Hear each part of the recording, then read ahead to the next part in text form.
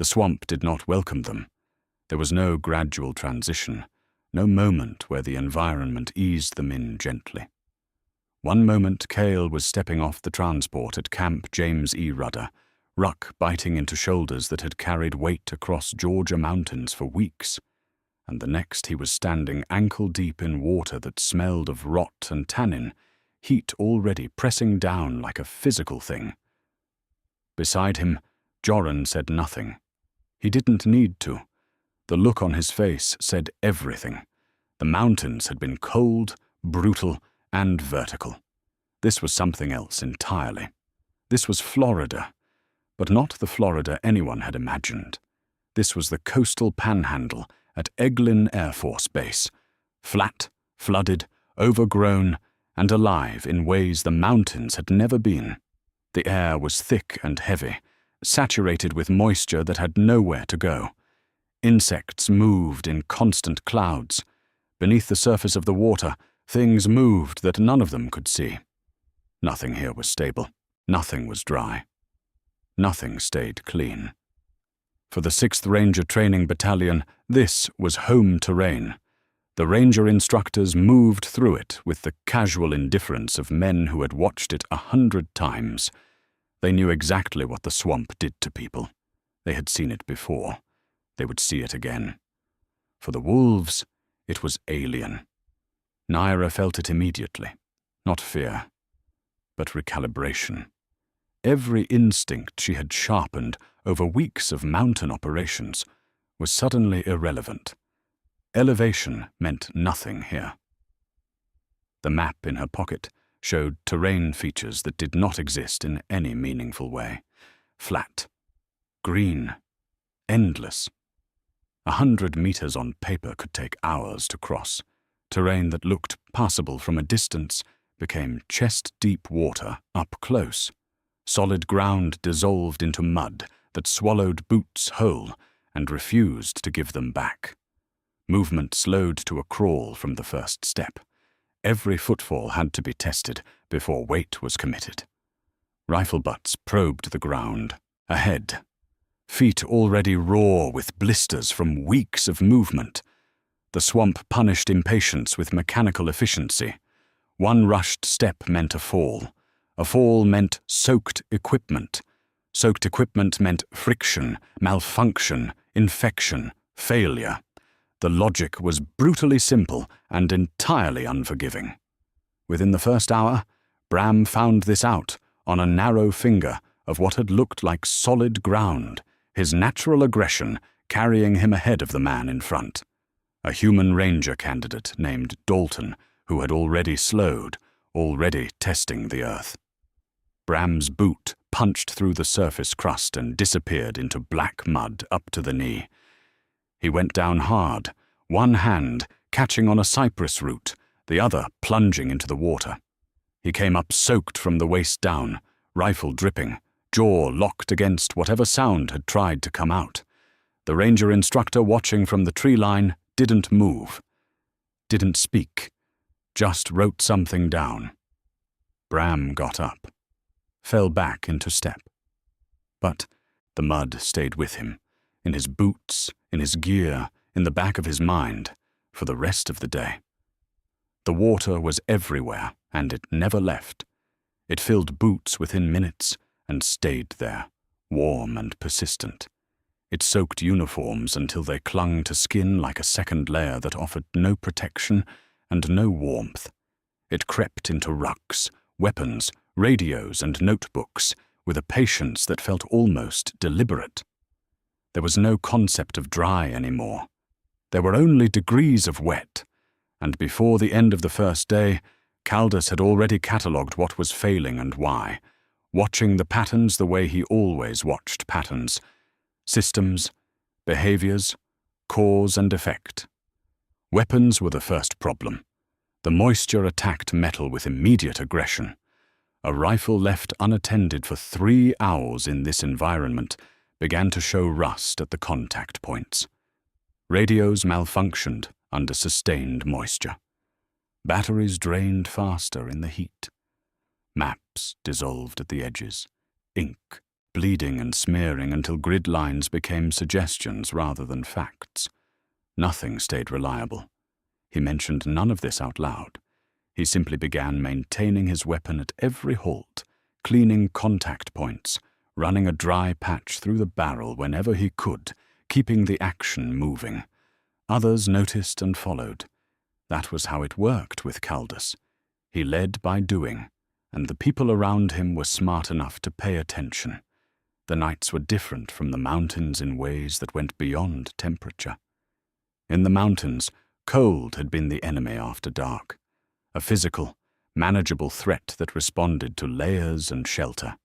Here, the temperature dropped just enough to chill wet bodies to the bone without ever becoming truly cold. The moisture didn't evaporate, it stayed. Skin softened and split. Rashes formed in the first 24 hours. Feet began failing early. On the second night at a halt, boots off, Edric ran his thumb across the sole of one foot with the detached clinical focus of someone assessing damage to equipment rather than to themselves.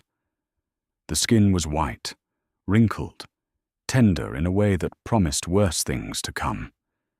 Trenchfoot didn't announce itself. It crept. He dried his feet as thoroughly as a swamp allowed, changed his socks, pulled the boots back on, said nothing. Across from him, a human candidate named Reyes was doing the same thing, slower, with more visible discomfort, but doing it. Edric watched him for a moment, then looked away. The sound was the strangest adjustment. In the mountains, sound had behaved in predictable ways, carried by wind, absorbed by rock and pine. Here it moved across water with an efficiency that unsettled everyone. Voices carried farther than they should. Metal clinked in the still air, and the sound travelled outward in all directions. Even slow movement through shallow water created ripples and disturbance, visible from distance that doctrine considered safe. Stealth in this environment demanded a discipline that bordered on obsession.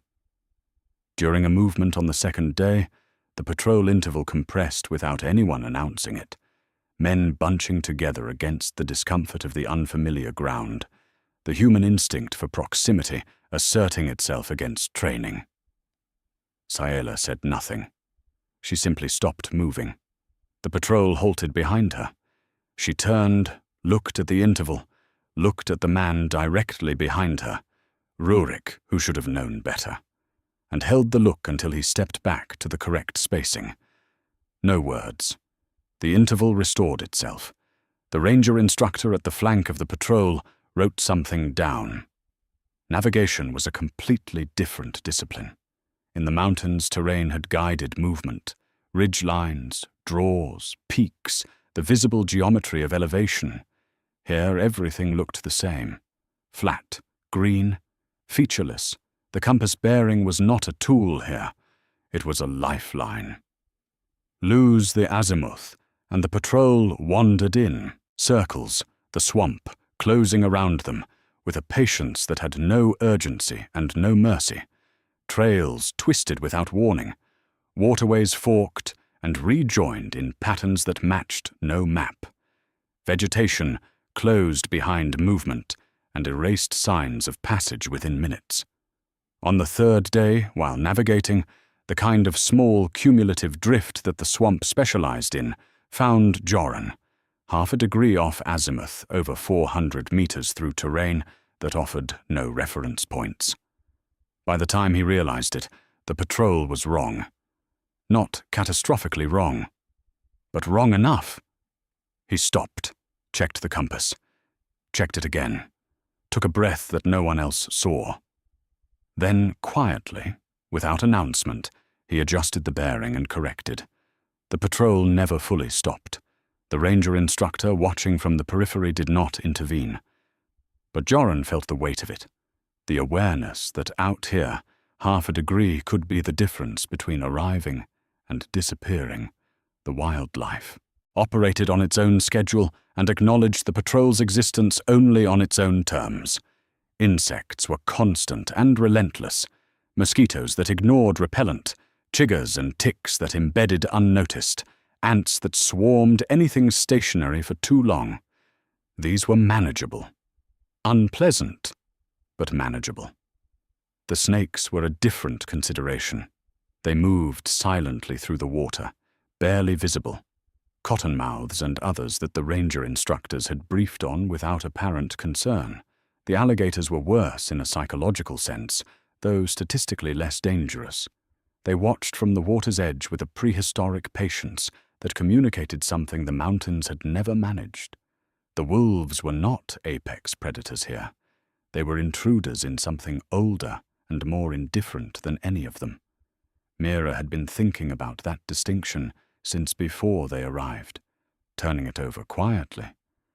The mountains operated through physical law, neutral, forces that didn't vary based on who you were. The swamp was different. It seemed to find things, specific, personal things, and press on them. She didn't say this to anyone, but she thought about it more than once. The humans mixed into the patrol carried their own weight with varying degrees of success. Some had been through previous phases and arrived already thinned down, already understanding the economy of motion that Ranger School demanded.